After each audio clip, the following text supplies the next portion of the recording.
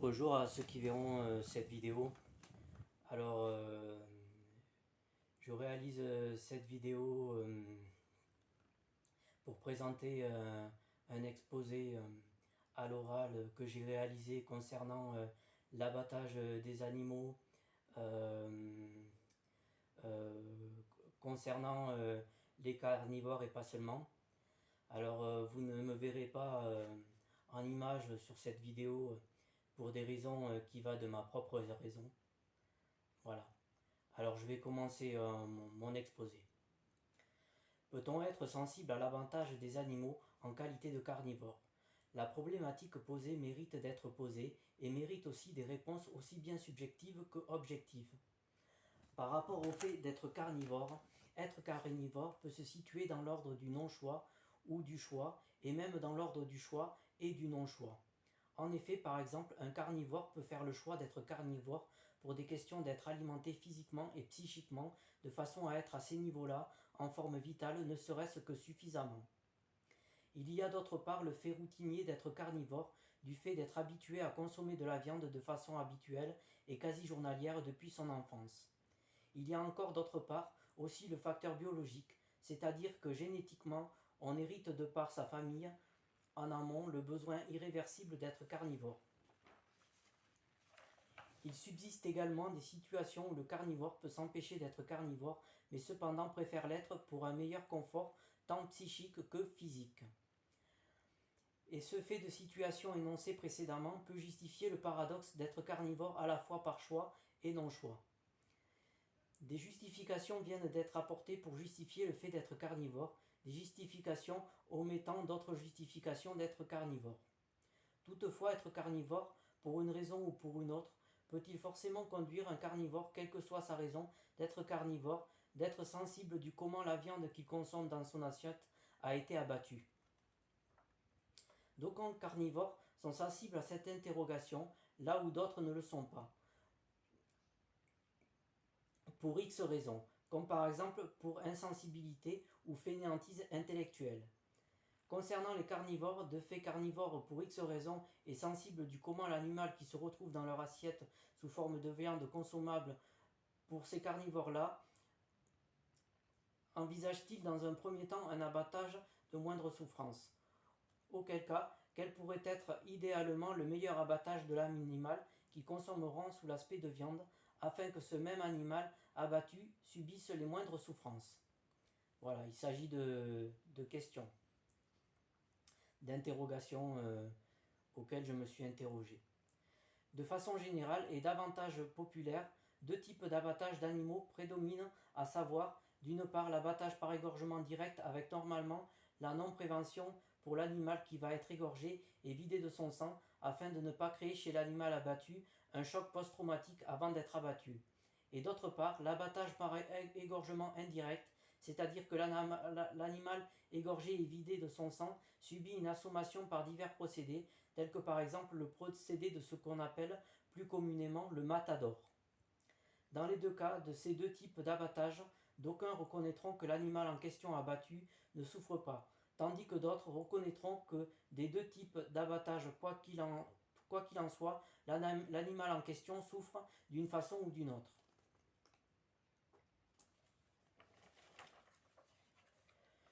Je continue. Le fait d'abattre un animal avec assommation peut paraître, au milieu des polémiques, de meilleure bienveillance pour l'animal abattu. Nonobstant, est-ce bien bienveillant d'abattre un animal que l'on dispose dans un état qui peut être qualifié d'handicapé? Voilà encore une interrogation. Et aussi, si on reconnaît le caractère handicapé de l'animal avant d'être abattu, alors est-ce qui plus est moral, je recommence. Et aussi, si on reconnaît le caractère handicapé de l'animal avant d'être abattu, alors est-ce qui plus est moral, philosophiquement, d'abattre un animal reconnu handicapé? Pour ce type de situation, d'autres reconnaîtront que philosophiquement, cette situation est de bonne morale, tandis que d'autres reconnaîtront que cette situation est amorale et préféreront de fait l'abattage sans assommation, de fait aussi du manque de reconnaissance d'autres alternatives. Pourtant, une alternative cachée quelque part pourrait-on dire dans l'ombre, existe. quand bien même elle est minoritaire et d'ordre, pourrait-on dire, méconnu et rare.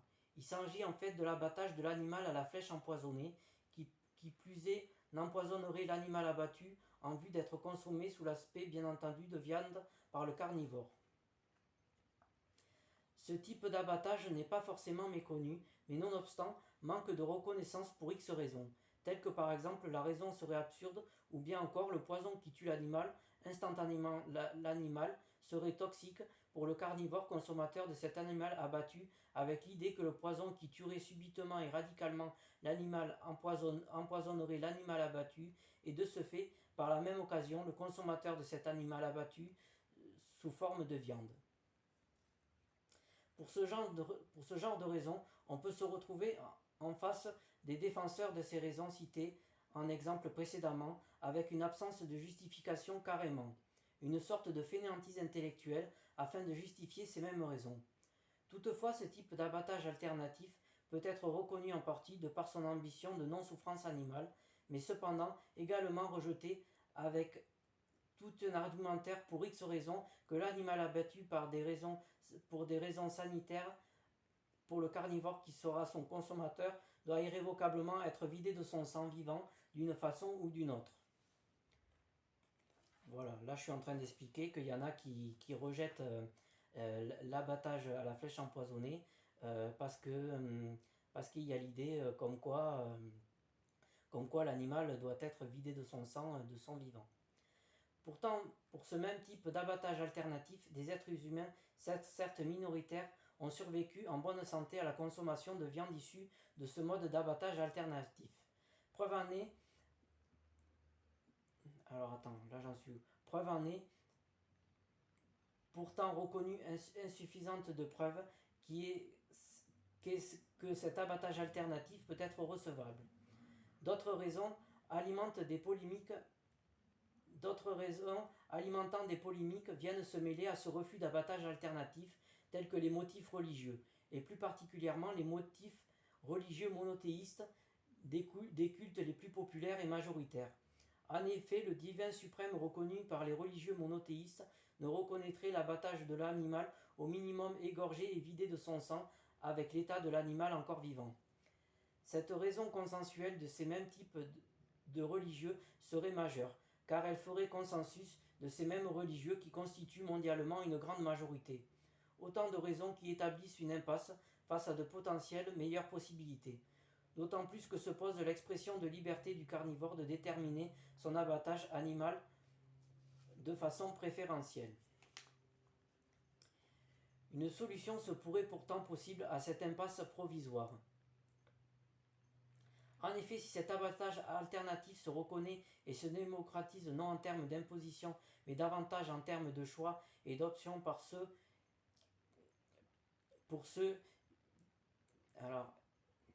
En effet, si cet abattage alternatif se reconnaît et se démocratise non en termes d'imposition, mais davantage en termes de choix et d'options pour ceux qui le reconnaissent bien évidemment, mais également ceux qui ne le reconnaissent pas. Car il va de soi que si on n'impose pas la consommation de viande issue de cet abattage alternatif aux carnivores qui ne reconnaissent pas cet abattage alternatif, alors par conséquent, rien ne pourrait justifier leur non-acceptation de cet abattage alternatif, et pourrait-on dire même cependant a priori.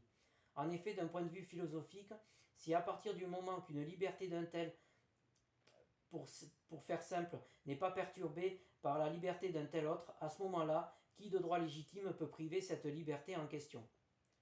Voilà, c'est une question philosophique que je me suis posée et qui est très pertinente. On pourrait dire alors personne, mais nonobstant, avec une pointe de doute et à la même idée que ce qui subsiste d'a priori. Si le doute ne se mêle pas et que l'idée d'a priori n'a pas sa place, alors ce mode d'abattage alternatif peut être autorisé, démocratisé et mis à concrétisation dans le cadre du progressisme qui arrive à faire consensus, même si ce n'est pas toujours le cas. Le potentiel est là en effet pour que des boucheries issues de cet abattage alternatif débarquent dans des endroits du monde qui laissent place à des possibles impossibles au préalable. On pourrait même envisager que de telles boucheries issues de cet abattage alternatif intègrent en qualité de concurrence loyale le marché des autres boucheries issues des deux types d'abattage déjà en place, plus populaires et surtout davantage reconnus. Voilà, c'est là que se termine mon exposé sur l'abattage des animaux pour les carnivores et pas seulement. Voilà, donc c'est un topo, un espèce d'exposé topo qui dure plus de 10 minutes. J'espère qu'il vous sera bénéfique, j'espère m'être bien fait à peu près comprendre. Voilà, il s'agit de démocratiser, euh, il s'agit euh, en fin mot de démocratiser en fait l'abattage à la flèche empoisonnée dans un cadre du progrès tel qu'on connaît, afin qu'il soit démocratisé et afin que découle de cet abattage à la flèche empoisonnée des boucheries qui concurrenceraient les autres boucheries issues des abattages plus connus, qui concurrenceraient ces autres boucheries issues des abattages les plus connus en, en termes de concurrence loyale sur le marché. Voilà, j'espère m'être bien fait comprendre. Voilà, ce qu'il faut retenir de cet exposé, si c'est difficile pour vous d'avoir retenu, c'est que par cet exposé, je cherche, comment dire, à, à solutionner la souffrance animale par un mode d'abattage alternatif qui est peu connu, qui consiste à abattre l'animal avec une flèche empoisonnée. Voilà, vous pouvez vous renseigner sur ce qui existe par rapport à ce type d'abattage, je veux dire cet abattage, je veux dire par là cet abattage existe, mais vous pouvez vous renseigner autrement, autrement que par moi-même, par des supports pour comprendre qu'une alternative d'abattage des animaux est possible. Voilà. Ce qui m'a inspiré cet exposé, c'est en fait que j'ai déjà vu une tribu sur la chaîne Arte en qualité de documentaire, qui était présente en qualité de documentaire, qui abattait des animaux avec des flèches empoisonnées. Et ils expliquaient que ces flèches empoisonnées n'empoisonnaient pas la viande.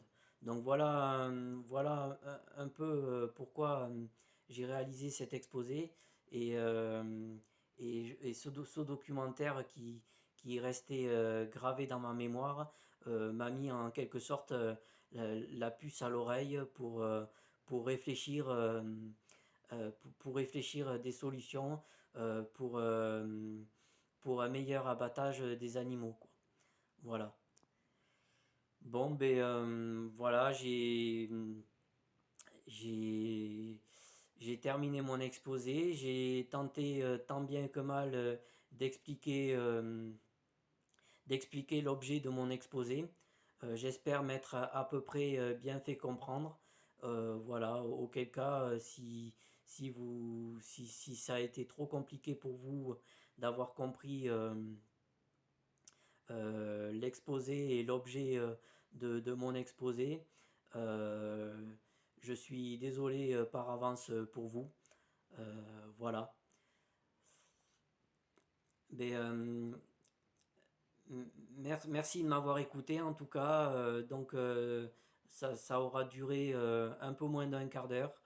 Euh, je ne sais pas si vous avez tenu jusqu'au bout. Auquel cas, je vous remercie d'avoir tenu jusqu'au bout et d'avoir pris la peine de m'écouter. Et je vous souhaite une bonne continuation. Au revoir.